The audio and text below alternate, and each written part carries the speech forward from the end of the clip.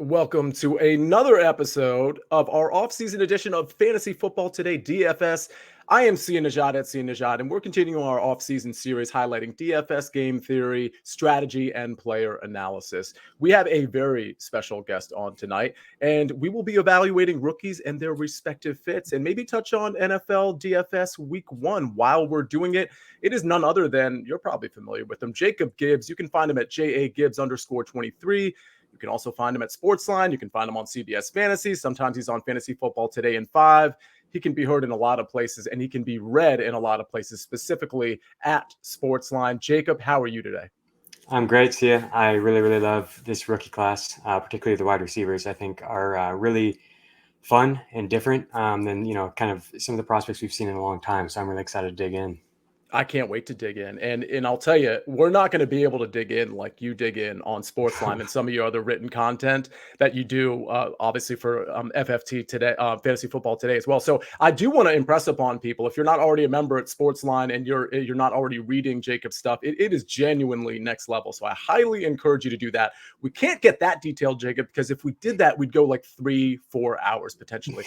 So let's roar through some running backs. We'll hit some receivers, maybe talk about maybe early season breakout candidates, things of that nature. I think that'll just kind of be a part of the conversation regardless. Let's get started. How does that sound, Jacob? Yeah, I'm ready, man. Let's do it. Okay, so pre-show, we were talking with Frank Stample, of course, and we were talking about the New York Jets because that's all Frank talks about. And we were talking about Breece Hall specifically. So let's get started right there. Obviously, he's with the New York Jets, running back, taking 36th overall. That's pretty high draft capital. And I'm curious, in your estimation, whether that high draft capital is going to pay off. And to the extent it does or doesn't, how do you see it forming in year one? Yeah, so when we've seen, historically running backs with this type of draft capital who also had such dominant shares of their, college team's volume as a rusher and a receiver, generally speaking, they are highly productive fantasy running backs. And so I definitely don't want to bet against Breece Hall. I think I'm just, kind of slightly lower the consensus on him for 2022. For dynasty purposes, I'm actually a little bit concerned about Hall, just where he's being valued. I think a lot of it has to do with his class being relatively weak. Just having, evaluated the rookie running backs in, excruciating detail for the past 3 or 4 years now, really Breece doesn't stand out to me more than someone like Javonte Williams. And I think he's like clearly the, 101 of this class. But I think relative to some of the other classes that we've had, I'm not particularly excited about him. And then when we have, what the news coming out of New York here with Becton going down with injury already, there's a lot of questions about the role with the Jets, if he's going to play on passing downs. And then, if he's not, how high-powered this offense is going to be, because he's going to need to have elite rushing efficiency if he's not playing on passing downs. Do you have a guess as to, because you mentioned passing downs, we know Michael Carter had some pretty legitimate impact when it came to that, also on first and second down to some degree as well. Do you have a sort of an estimation as to how you see that backfield splitting, or just for that matter, whether Michael Carter will have a heavy impact on Breece Hall's workload going into the season? Yeah, I think Michael Carter is honestly one of the best just pure receiving running back prospects that we've seen in a while. His data at North Carolina as a route runner, pass catcher was really exciting. And then he came in and demanded targets at a really high rate in year one. And so I think it's entirely possible that he is going to, significantly cut into the role for Breece Hall. And when you dig into Breece Hall's collegiate data as a route runner, it's not all that exciting. It was more of just a volume play. He saw a ton of routes, but he really, on a per route basis, was not all that exciting. He averaged, fewer yards per route run than Najee Harris and J.K. Dobbins, just barely above Cam Akers and A.J. Dillon for his career, which is, I don't know if people realize that. I think because of the amount of, total receiving volume that he got, he was able to, pile up all these catches and yards. And so people think of him as, a DeAndre Swift or, James Cook, Clyde Edwards-Helaire, those type of receiving backs we've had recently. But the data doesn't really bear that out, whereas Michael Carter does have really, really strong data as a pass catcher. So I think it's definitely possible that Carter plays a meaningful role there, and more than anything, just as kind of a thorn in the side for Breece. Well, we will talk about James Cook in a second, but before we get there, let's talk about Kenneth Walker, who was drafted 3 spots behind Breece Hall, drafted, of course, by the Seattle Seahawks. Now, no Chris Carson for Seattle, but they do have an emerging Rashad Penny, obviously. So interesting situation there. I'd love to hear how you think that backfield is going to split, but just talk to me about Kenneth Walker in general first. Yeah, talk about discouraging per route data. It really doesn't get much worse than Kenneth Walker in terms of his the data we have on him as a pass catcher. So he's gonna have to get it done as an elite early down producer. And I think what we saw from at the college level suggests that he definitely could. He's been really, really good in terms of broken tackles and really all the advanced rushing metrics that I look at. His discrepancy versus his backfield teammates at both the colleges he played at really stood out. And he was also really, really good in short yard situations. So I think if he gets the role, he could be, one of the league's most explosive rushers. And, possibly, the top range of his outcomes is a Nick Chubb type of a player where he's, kind of situation independent, and it doesn't really matter that he doesn't get a ton of targets because he's that good on early downs. As far as in year one, is that going to happen with all the Rashad Penny hype?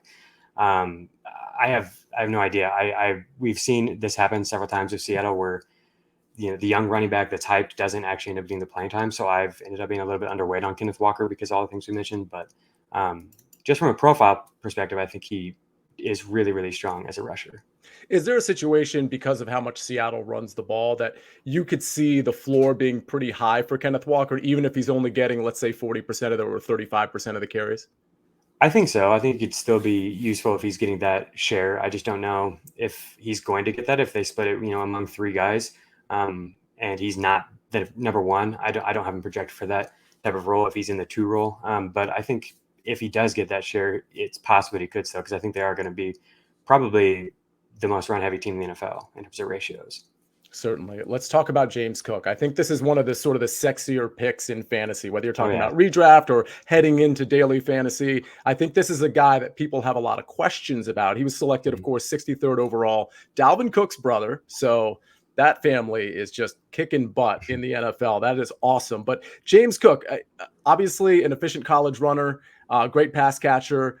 Wasn't from a workload standpoint, he wasn't utilized a ton. How do you assess James Cook coming into the NFL?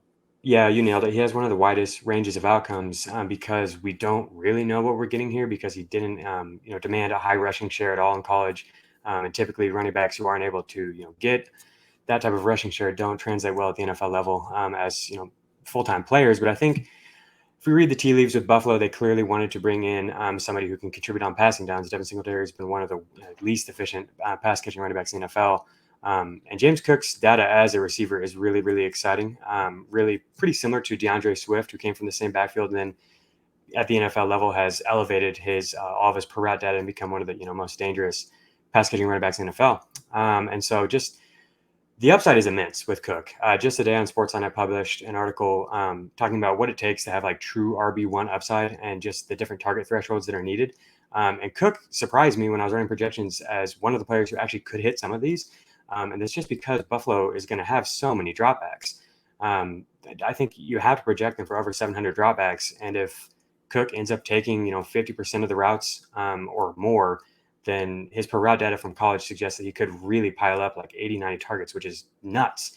But that's exactly it. Like the ceiling is really high, but we really also have no idea what the role is going to be at all. So he's a great best ball pick and somebody that I'll be really excited for in DFS if we do see him start to get a regular role. But there's definitely downside.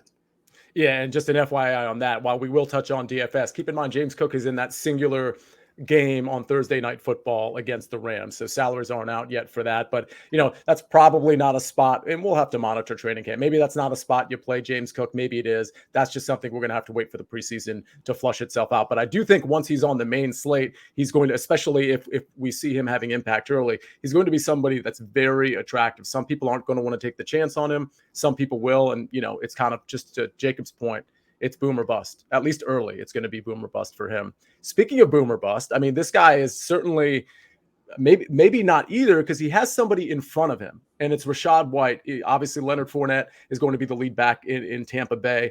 But I feel like they drafted Rachaad White for a reason. And tell me what you think of Rachaad. I'm really excited for Rachaad White as well. He has maybe an even more volatile projection here than James Cook because the sample size we have on him being good, especially as a pass catcher, is so small. He only ran 233 routes at the college level, but the data I have on those routes is really, really encouraging. Was targeted on 24% of his routes, averaged 2.6 yards per route run, which is way higher than any running back that I have over the past 5 years. I have no idea if we can trust that because it's such a small sample size. Typically, I went 350 more routes, and he was only at 233. But the profile is really strong in terms of the ceiling. He could be a 3-down contributor at the NFL level who draws targets at a high rate. And then obviously we've seen Leonard Fournette targeted at such a high rate in this role in Tampa Bay. So if something happens to Fournette, Rachaad White could step in and be like a top 10 running back right away in fantasy. Absolutely. I think Rachaad White is a very interesting guy to take a chance on. Obviously for DFS, if something happens to Fournette, but in best ball, certainly. And in your redraft leagues as a late pick, whether you're handcuffing or not, I think Rachaad White is a very good speculative play, which leads me, speaking of potential handcuffs, leads me to TDP. Touchdown Davis Price, otherwise known as Tyrion Davis Price. San Francisco selected him 93rd overall. We're hearing good things about him so far. And I think he's one of those guys, especially because of the offense he's in and because of the ability for any Shanahan offense. And I'm talking about Mike and Kyle, to sort of rotate through running backs and make sure that they're successful. I think Price has, especially when you consider Elijah Mitchell is probably going to be the workhorse, but he's not exactly like built for running a full season, 20 touches a game. So I think Tyrion Davis Price is really interesting. Where are you at on him? I didn't like his prospect profile. And honestly, I was pretty confused by the pick. I thought there were several running backs who profiled similarly in terms of what Tyrion Davis Price does, who I preferred. Zamir White for sure. I thought Brian Robinson would have been a better fit there, Isaiah Spiller. But this is where he landed, and San Francisco clearly likes him because of the investment that they made. And I mean, we saw with Trey Sermon last year that doesn't necessarily mean anything. But they are excited about this guy, and everything I've heard out of camp has been good. For as negative as I've been about his profile, he did step it up a lot in 2021. He rushed for 1,000 yards on a pretty bad LSU squad, and his rushing success rate was 11% above his teammate average, and only Dameon Pierce had a higher discrepancy among the rookies that I evaluated. So in 2021, he was pretty freaking good as a rusher. So maybe he's somebody who just takes a while to adjust and is getting better, and I shouldn't judge him too harshly because of the early career data. But in terms of the things I like to look at, he didn't stand out. He had, I think, the worst broken tackle rate and the worst explosive rush rate among the rookie running backs that I evaluated. So I think he could take a role, and just because the amount of rushing that San Francisco does, he could be relevant in fantasy, but he doesn't offer much as a pass catcher, and there are definitely some concerning advanced metrics on him. I think it might be that draft pick might be attributed to just Kyle Shanahan's ego. He's like, I'm going to take a running back that doesn't rate out well per Jacob Gibbs just to show him that me and my dad can make any running back amazing. So we'll see how that plays out. But I'm really glad you mentioned Dameon Pierce, because that's actually the next guy I wanted to ask you about. Drafted 107th overall by the Houston Texans. Listen, there's not much competition here. I mean, this guy, in my opinion, Jacob, could be the week 1 starter. Maybe that's overstating it, but maybe not. He's 4,800, by the way, week 1 versus Indianapolis. Not exactly the best matchup. You're probably talking about Houston playing comeback ball. So if you were going to play that game, maybe you play Jonathan Taylor, maybe you play Michael Pittman with Matt Ryan in a contrarian stack, and you run it back with a receiver like Brandon Cooks or a cheap Nico Collins. Probably not Dameon Pierce, but forget about week 1. Jacob, how do you feel about Dameon Pierce in general? I like Pierce a lot, actually. I feel like people were kind of negative about that pick originally, and we're like, don't overreact to the landing spot and the lack of competition. Dameon Pierce isn't very good. But the more I dug into him, I haven't found that to be the case. He's somebody who really improved year over year, and by his final season, he broke tackles at a ridiculous rate, 47%, which led the class. And also, Javonte Williams and Travis Etienne are the only 2 running backs with at least 100 rushing attempts to break tackles at a higher rate. In the 5 years I have that data available. So that's exciting. He doesn't bring much as a pass catcher, but he does, he has shown an ability to be an explosive rusher who can break tackles. And Houston needs playmakers, especially in the backfield. So I think it makes sense that he's somebody who could take on a pretty, large share of the early down work. And I think Houston's offense could be a little bit better than people realize under new management here. Davis Mills had showed some, encouraging signs last year. So yeah, at his draft price, I'm taking some Dameon Pierce, and I like him in Dynasty as well. All aboard the Davis Mills bandwagon, which I've been on since last year. I'm not the inaugural member, but I'm just saying I was part of that group. We'll see if that crashes and burns in my face. But I do want to ask you a little bit more about Dameon Pierce in the sense that is it conceivable, based on what you've seen so far, obviously in college, that he could take on a 3-down role? And I only ask that because, yeah, Rex Burkhead is on that team, Marlon Mack, but these guys are. Marlon obviously coming back from an injury a couple of years ago, kind of a bad one. Rex Burkhead certainly getting older. I just wonder, is there a scenario where Dameon Pierce becomes a 3rd-down back as well? So we didn't see it at the college level. And I think this is really the big red flag that people bring up with Pierce's profile. He was never able to command more than 40% of Florida's running back rushing attempts in any of his 4 seasons. Even though, like I said, by his last year, he was like convincingly the best option. He has size. So like, I don't really know what that is about. I don't know if that's just some sort of issue with Florida's coaching staff and Pierce or what it is, but we haven't seen him in that type of a role ever. And so it feels a bit dubious to expect him to do it at the NFL level, even in a backfield that doesn't have much competition. Absolutely fair there. So there's a few other running backs I want to ask you about, and then we're going to get to some receivers that I know you really like. Some, when I your material sports line, really some of that information. I don't want to spoil it, but like the Drake London analysis was so interesting to me, and we're going to get to that in a second. But a few more running backs I do want to ask you about. Zamir White, you just mentioned a few minutes ago. We saw him in the preseason. I mean, I can't believe I can say that, Jacob. We can say that we saw a preseason game. How cool is that? So with that said, I thought Zamir White looked pretty good. Listen, he's playing against, 3rd string guys or whatever, but that's fine. Tell me about Zamir White. What are you thinking from a prospect standpoint, especially early in the season? I only ask that because I don't know that we're super sure about how Kenyon Drake is going to pan out. And then, of course, Josh Jacobs, we're not 100% sure how they're going to utilize him. A, do you like him? And B, do you see a scenario where in the first half of the season, Zamir White has a pretty big role? Yeah, so Zamir White's another guy who doesn't offer a ton in terms of his receiving profile.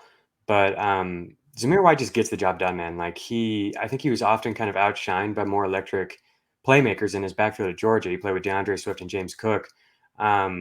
And he's not, the big play receiving threat that those guys are, but he does his job, man. He just keeps plugging away.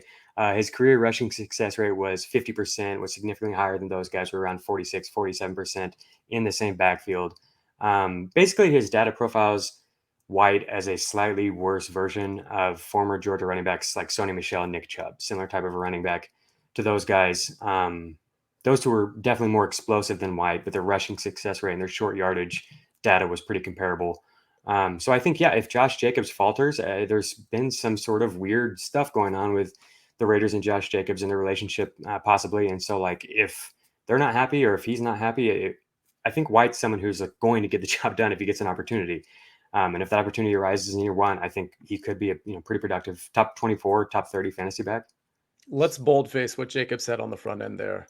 Zamir White played in the same backfield at Georgia as James Cook and DeAndre Swift.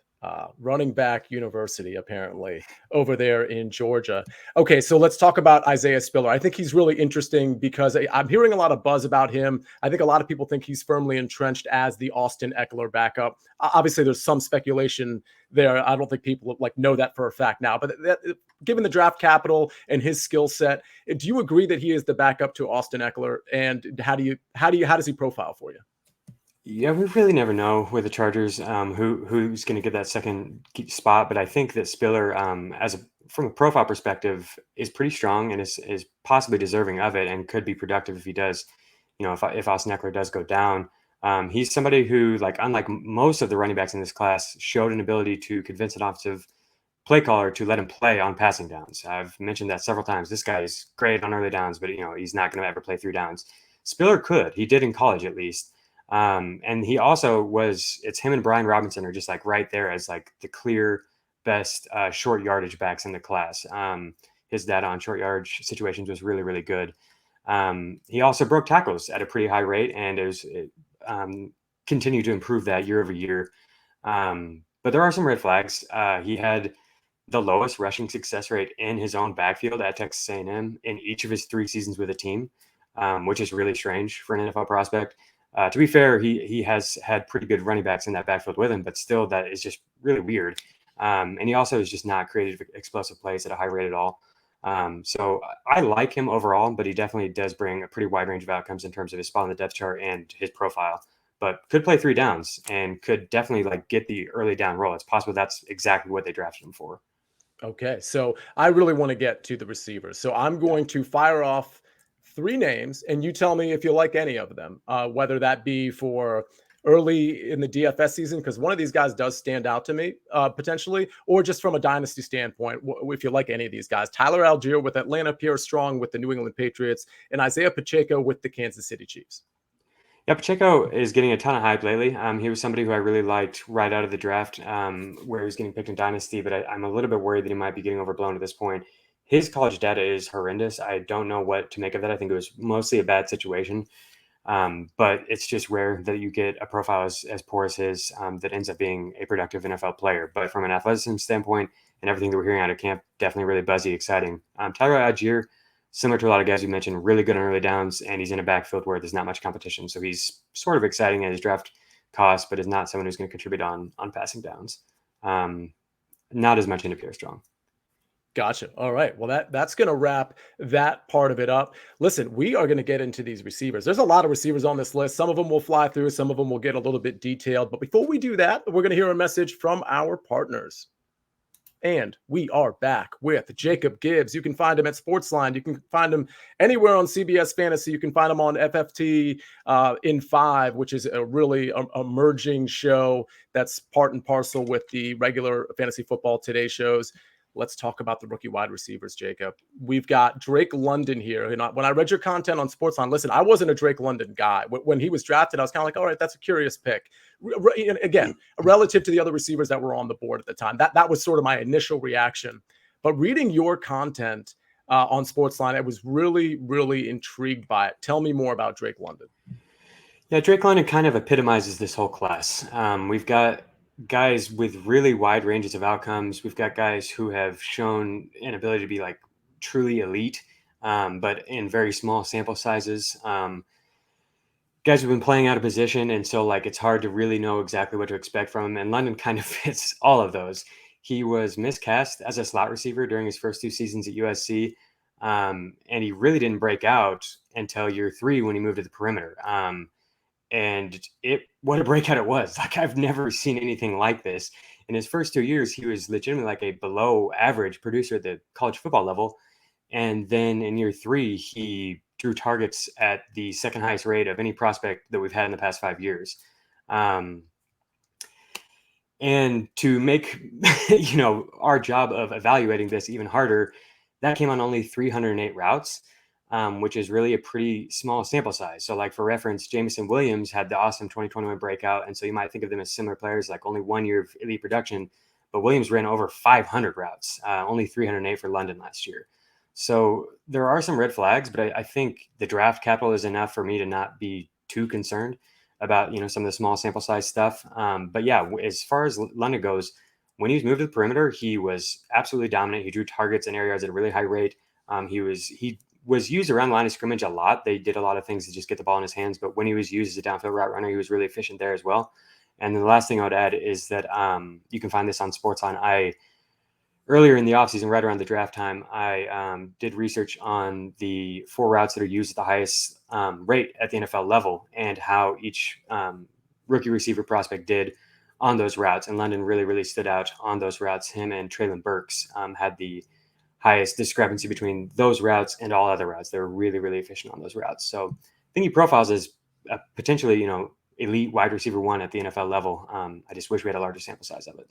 I can tell you that route tree data that you had with all these college guys was so awesome. I mean, I don't know how. I wish I could come up with a more formal word than awesome, but it wouldn't do it justice. I was really, really intrigued by that and how you applied it to all of the receivers, because I think that's really important. Like those 4 routes that you pinpointed in terms of what they're normally going to be running at an NFL level and what they ran in college. I think that's really important in terms of not just how they will translate overall into the NFL, but how they will translate early in the NFL. And for a DFS show, I think that's really important. And speaking of DFS, he's 5,000 week 1 against the New Orleans Saints. How do you feel about that? I think it's definitely interesting. There's so many wide receiver values that I like in Sure. week one, and so it's just kind of an opportunity cost thing. Can we afford to use a roster spot on London there? But I think for tournaments, I definitely like it because I think if people are going to attack one of the pass catchers from that game, it's probably going to be Kyle Pitts, and so I think it gives you a lot of leverage there as well. So definitely interesting for tournaments. So Frank made me do this, but he wants me to ask you about Garrett Wilson, of course, drafted 10th overall by the New York Jets. He's got Elijah Moore on the other side, and I know how much you like Elijah Moore. I think the entire community really likes Elijah Moore. I think they're obviously a little skittish because of this Jets offense, but I guess the question for Garrett Wilson is, well, if we're a little skittish about any pass catcher for the New York Jets because of Zach Wilson and just the Jets in general, although I gotta admit they'll be playing from behind quite a bit, so Mhm. that's certainly a good thing. But tell me about Garrett Wilson, again drafted 10th overall by the Jets. Garrett Wilson is awesome, man. He was my wide receiver one going into the draft. I don't love the landing spot. I've moved him behind London and Burks for dynasty purposes and redraft, of course. Um, but yeah, his analytical profile is awesome. I've talked about how many red flags there are for all these receivers and just like really wide range of outcomes. Don't know what to expect. Garrett Wilson is like the one guy in this class that I trust. He's proven to be really, really good at basically everything that he was asked to do at Ohio State, and he was asked to do a lot. He was asked to play a lot of different roles. And every time he did, he excelled. I think people know that he's really good as a downfield route runner, but what stood out to me was actually really, really good on short routes. He was really good from the slot. He was really good getting the ball in his hands, and I think that is a role that he might be used at with the Jets because Elijah Moore and Corey Davis are such good downfield route runners that Wilson might be asked to like create a little bit more on intermediate routes and short routes, and I think that's what we saw at college at least was pretty exciting. So I love him as a prospect. I love him in Dynasty. I am probably going to be a little bit underweight on him for 2022 and take a wait and see approach for DFS.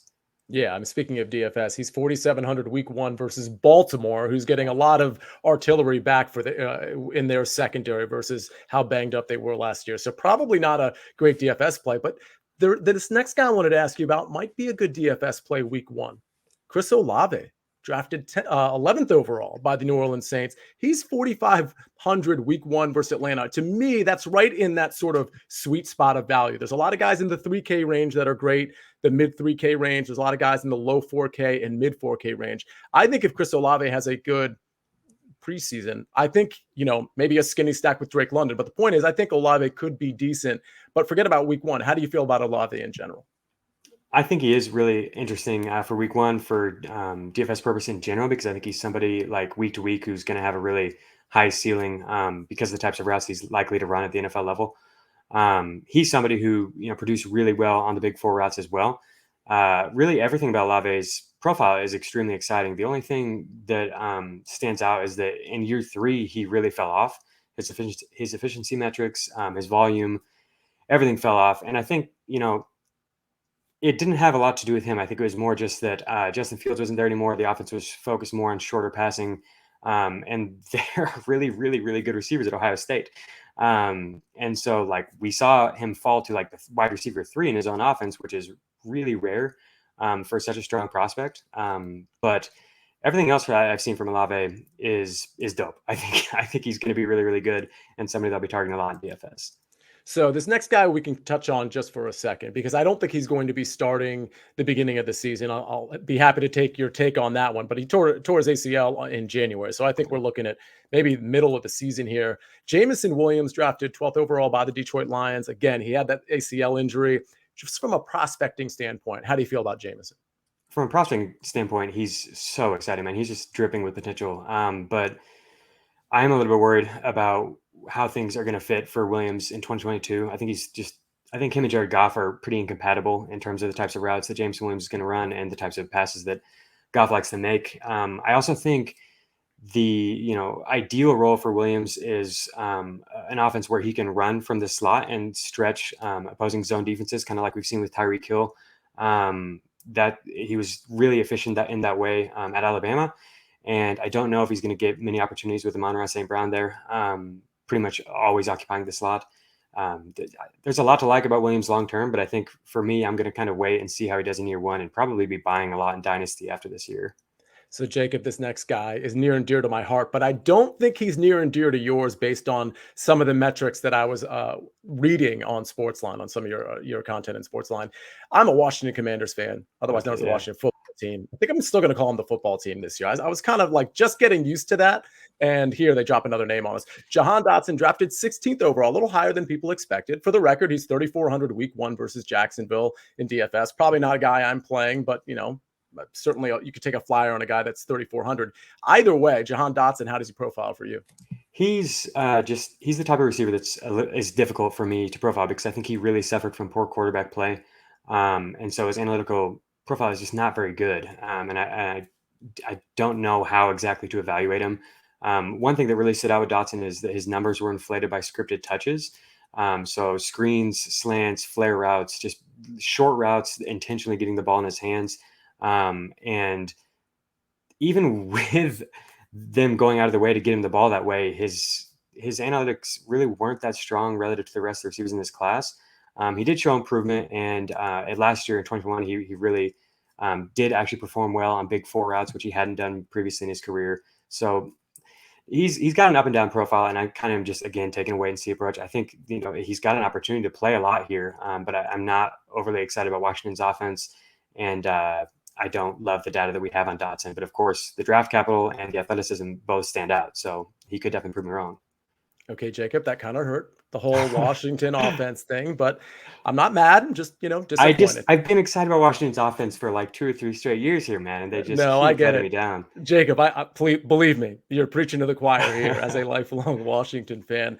But let's talk about a guy that you're definitely excited about, at least based on what I heard a few minutes ago when it came to the metrics, the route tree stuff that you were looking at. Treylon Burks, Oh drafted yeah. 18th overall by the Tennessee Titans, who of course lost A.J. Brown. They got Ryan Tannehill at QB, who, by the way, I think is getting paid 38 million this year against the cap, which is pretty bananas. But with that in mind, Treylon, talk to me. Yeah, so he's kind of similar to Drake London in that I think he was really miscast as a slot receiver. But unlike London, we never got to see him outside of that role on a full-time basis. So we have to just, speculate on, the small subset of routes we have outside of the slot within each year. And those routes are really exciting. But again, it's a very small sample size. But yeah, when Burks was outside of the slot, he was elite in terms of his efficiency on downfield targets, his perimeter targets, his versus press coverage. He excelled, but again, really, really small sample size.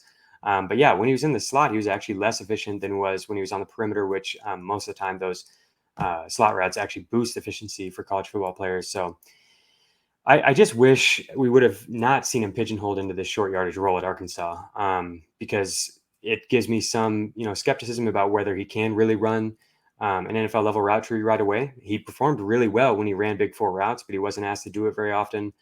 He was another player who really benefited from scripted touches. The team really went out of their way to get him those looks.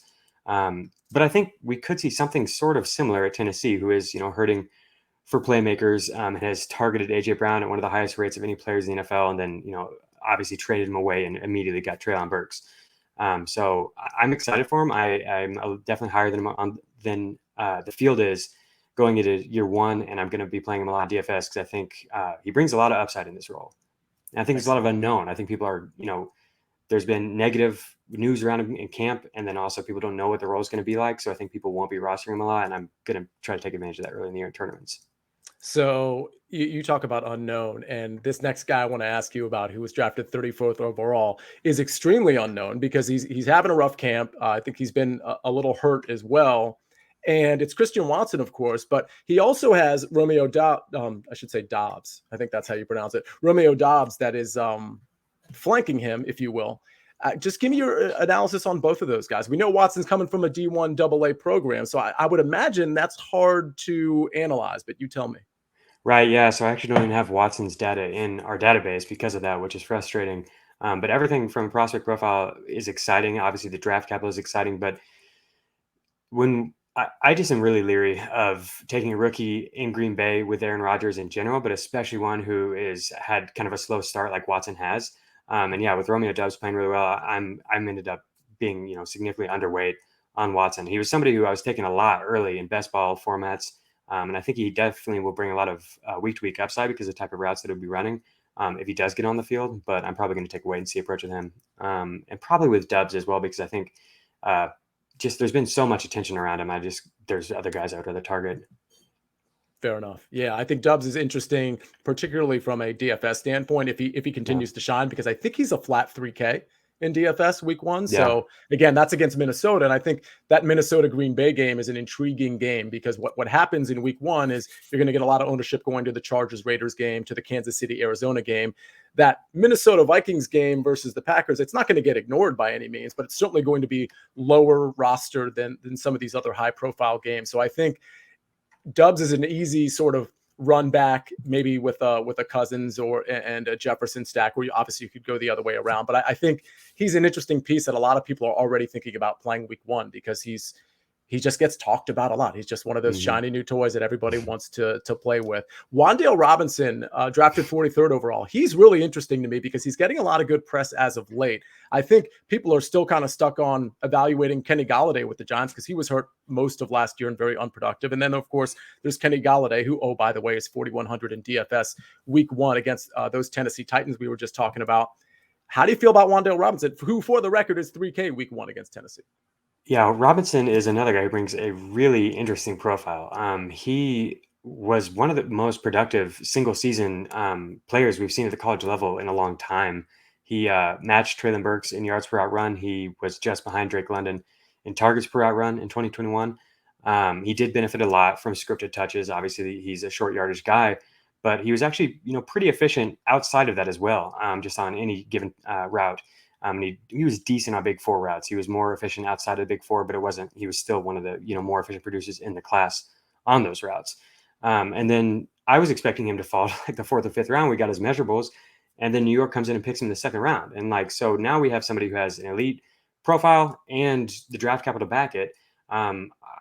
It's possible that he's a special player, I think that is really an exciting starting point for him. There's 3 guys ahead of him on the depth chart, and one of them is Kadarius Toney, who profiles extremely similarly in terms of the type of routes that he runs. And so I don't really know how he fits in right away, but I think if we see at some point during the season an opportunity for him to play, which could definitely happen, all 3 of these guys ahead of him have struggled with injuries. I think Robinson's someone I'm going to be pretty aggressively targeting in DFS. Yeah. I love that. Let me ask you just a real quick question on Daniel Jones before I get to the next receiver. How do you see, with a kind of a new regime commanding the New York Giants, do you see him making an improvement? Because obviously it's hard to be excited about Wan'Dale Robinson and Kadarius Toney, and even, not that a lot of people are excited about Kenny Golladay, but it's hard to be excited about those 3 guys when you have sort of the limitations that it appears Daniel Jones has. Do you see the ability to take a step forward when it comes to Daniel Jones? Yeah, I'm cautiously optimistic about the Giants this year. I think really just on regression alone in terms of touchdowns, they almost have to be better than we've seen. And I think that coinciding with the coaching change, it makes sense that it would happen. Truly, if you look at offenses that have scored touchdowns at such a low rate, they almost always positively regress. So I would expect that, even though we've seen them do it 2 years in a row now. So I think the offense should be better, and I think the pieces are in place. And he's got a really diverse and talented group of pass catchers. So really it all comes down to Daniel Jones. Is he able to do it? I don't know the answer to that, but I'm happy to take, shots on these guys because they're all pretty discounted, really. So I have a group of wide receivers I still want to ask you about, 4 from the 2nd round, but I'm going to group them together because I think, and I'll tell you why I'm grouping them together in a second. Tyquan Thornton and George Pickens. And the reason I'm grouping those 2 in particular is because I think when it comes to New England, you really don't know, no matter how he profiles, how a New England receiver is going to do there. Now, obviously, they brought over a receiver from Miami, and the receivers there just haven't been prolific in quite some time because of the way that offense runs. And then there's George Pickens, who has a lot of people in front of him. He certainly seems to have the talent, but has a lot of people in front of him. Do either of those guys profile well for you? Pickens does. Thornton does not at all. Thornton, just from a data standpoint, is one of the worst, or one of the most overvalued prospects relative to draft capital that we've had in a while. And then, just with the ambiguity in New England, I haven't found myself with any of him. But George Pickens, as an 18-year-old, looked like every bit a part of like early round one selection. He drew a target on 28% of his routes, which among 32 players who had an average depth of target of 15 or more yards, that was the 2nd highest rate. So that's really impressive.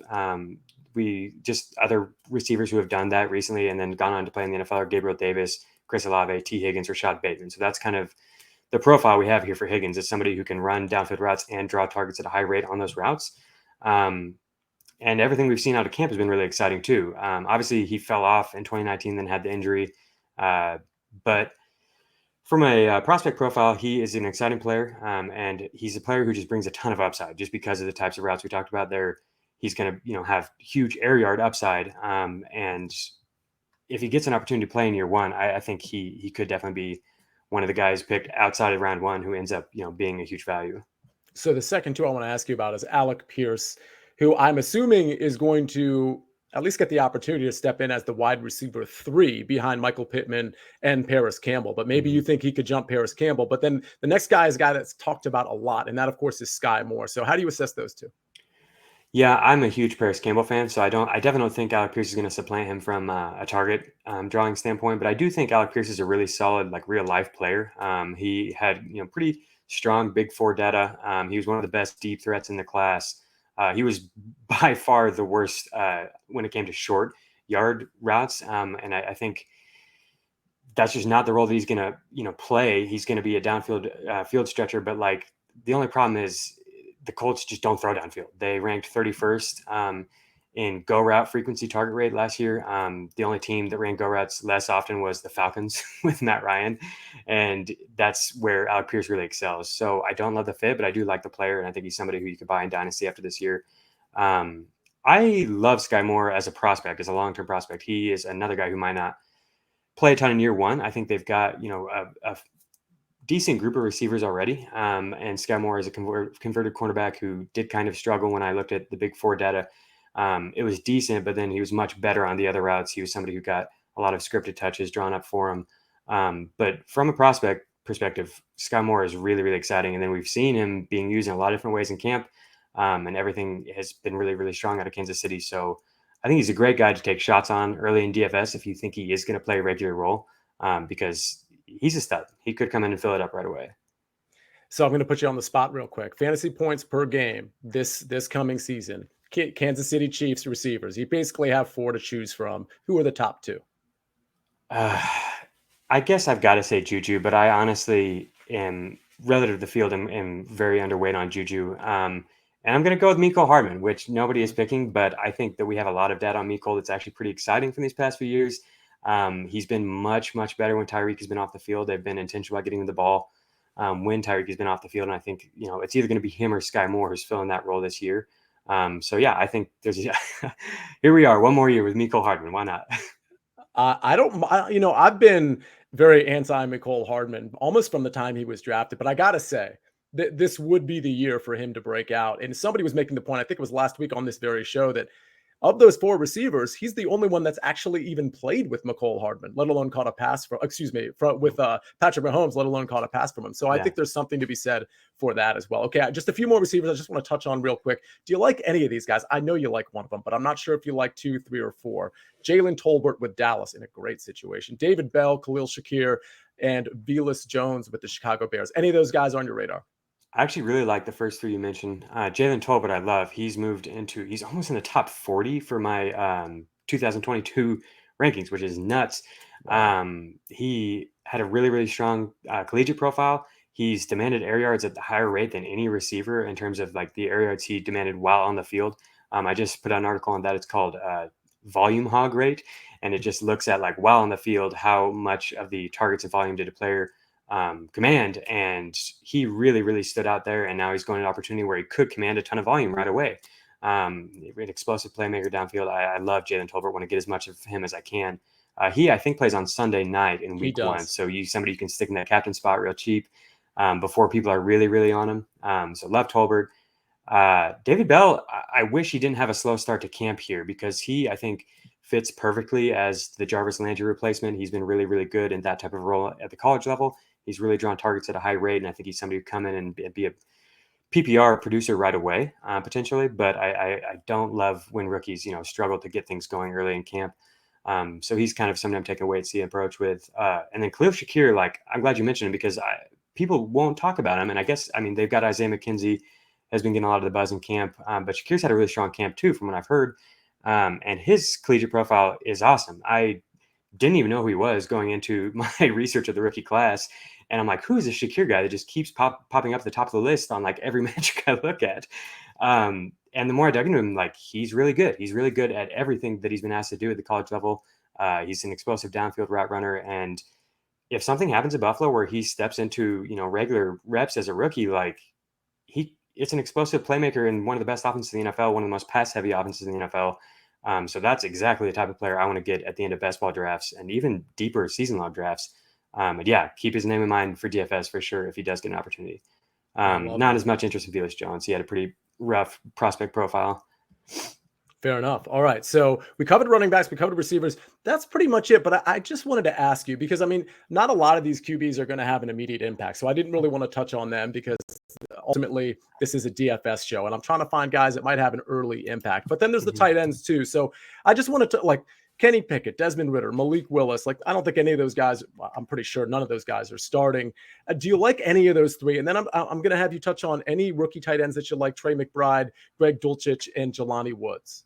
Let's start with the quarterbacks though, profiling wise, not in DFS or redraft, but maybe for dynasty purposes. Kenny Pickett, Desmond Ridder, Malik Willis. What do you think? Malik Willis is of course interesting because of the rushing potential. If he gets an opportunity to play, he's somebody that will be targeting DFS. The name that I'll throw out that you didn't even mention is Sam Howell. And I hope you'll like this as a Washington guy. Yeah, he fell to the 5th round, which is obviously not encouraging, but. Well, what's crazy, Jacob, is 2 years ago, they were talking about Sam Howell being drafted as a top 5 pick. Maybe it was 3 years ago, but Sam Howell was highly regarded and then just fell off a cliff. Yeah, his passing metrics really fell off in 2021, but I mean, the offense, he lost all of his playmakers, he lost Dameon Pierce, he lost Javonte Williams, he lost Michael Carter. And so it was kind of, he had to take it upon himself to do everything. And he did as a rusher. Mm-hmm. He was insane last year. This is single season rates with a minimum of 100 rushes. He had the second highest avoided tackle rate of any quarterback over the past 5 years. That includes Lamar Jackson. That includes Kyler Murray. That includes Jalen Hurts. The only one who's higher was Malik Willis. And then rushing success rate, the highest, above Malik Willis, above Lamar Jackson, above Kyler. If he gets an opportunity, he's got great weapons around him. He can rush, and I think he'll be aggressive in throwing the ball downfield to Terry McLaurin. So yeah, I think Sam Howell is somebody who'll be interesting for DFS, and is somebody, if you're in super flex leagues, is somebody to keep in mind at the end of your drafafs. You're just saying that because I'm a Washington fan. I was upset about your earlier for real. Trey McBride, Greg Dulcich, Jelani Woods, and any of those guys. I mean, Jelani Woods is interesting. I mean, you put him and Mo Alley Cox on the field at the same time, and good luck catching jump balls. Any interest in any of those guys? Yeah, I really like Woods as a prospect. I don't know how much of an impact he'll make this year, but he's exciting a name to keep in mind. I really like Dulcich as well, and Denver seems to really like him. I was excited for Albert O before that pick, but he has a pretty strong prospect profile and is somebody who could play a significant role right away with Tim Patrick going down. They need playmakers. And then, I think Trey McBride is interesting as well. Same thing. They're going to be, missing DeAndre Hopkins at the beginning of the year. And so they kind of need playmakers, and there's definitely some ambiguity in terms of who it's going to be. I think Rondell Moore is going to step up this year. But it could be Trey McBride who plays a larger role. And then also he's got an aging tight end in front of him who has struggled with his health at times. And if he gets an opportunity, Trey McBride is going to draw targets, or at least everything we've seen from him at the college level suggests that he will. He's drawn targets at one of the highest rate of any tight end prospect we've had over the past 5 seasons. So yeah, all 3 guys are interesting. McBride and Dulcich are the ones that seem the most likely to maybe make an impact this year. Jacob, we were so excited to have you on the show, and you delivered and then some. I know I personally read your stuff at Sportsline, but I'm curious for the listeners, where can we find your content, whether it's, podcasting content or written content? Yeah, you can follow me on Twitter at @Gibbs_23. I try to tweet out as much relevant information as I can for you guys there. And then if that's not enough for you, then check me out on Sportsline. It's real cheap. And like Sia said, it's very comprehensive. So if you want to just spend, a whole day reading about all these rookies, you can, because I love these rookies. They're very exciting. And I'll be pumping out DFS content as well as we get going into the season. So give it a read. I think I can vouch for at least 75% of the audience that's watching on YouTube or listening right now. that I would love spending an entire day reading any football content, but particularly yours. And I read it quite often. Again, I should remind everybody, you can watch us on YouTube when we do this show in the future. We're going to have all kinds of screens up because we're going to be doing our Tuesday preview show, and we're going to be doing our Thursday selection show. So definitely make sure you dial into us on YouTube. But Jacob, thank you so much for joining the show. My name is Sia Nejad. That is Jacob Gibbs. You can find him again at JAGibbs_23. This has been our offseason series. We're going to come at you next week as well, like we've been doing every single week with all kinds of different analysis, player analysis, game theory, you name it. We've been here for you. Tune in next week. We'll be back. See ya.